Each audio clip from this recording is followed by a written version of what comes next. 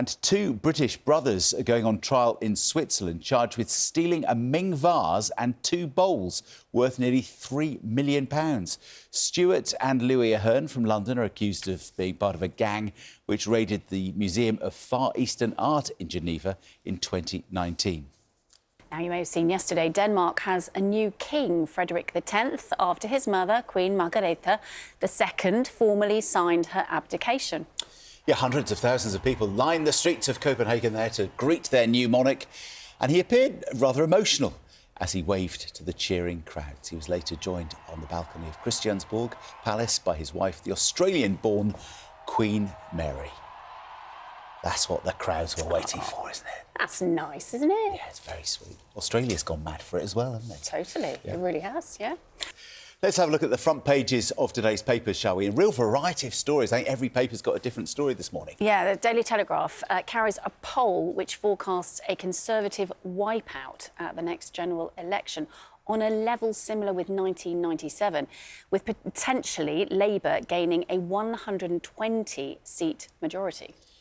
The Daily Mirror's headline is "We can't let them off the hook."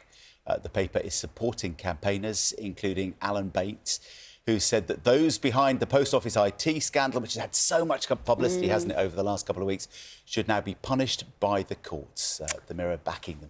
Yeah, royal story on the front page of the Daily Mail. It's claiming that the late Queen Elizabeth was furious when the Duke and Duchess of Sussex said she'd given her blessing for their daughter to be named Lilibet, that, of course, being her childhood nickname. The claims are made in a new book by the royal commentator Robert Hardman. And The Sun this morning focuses on Holly Willoughby's return to TV last night for Dancing on Ice. 101 days she was off air, having left this morning. Last summer, but the paper says she looked thrilled to be back on the ice. Now, we just saw that celebratory kiss, didn't we, between the new King and Queen of Denmark, Frederik X, and his wife Mary. But here's another kiss from the day. Romantic? Very romantic. Well, the second one. This was taken in the royal stables in Christiansborg Palace as the horses were being prepared ahead of the big day in Copenhagen. Oh, it's a lovely picture, that, isn't it? Also seen here in the papers a lot of coverage of Gladiators, they were here with Nagra and Charlie at the end of last week in the studio. Did you watch it? The sofa's just about recovered. Did you watch it? I saw a bit of it, yeah. But we all saw it. It's like 6.5 million people watched it on Saturday night. It's been absolutely massive. I thought it was extraordinary. It was just literally being transported back to the early 90s. Hadn't really changed much. What, you or the programme?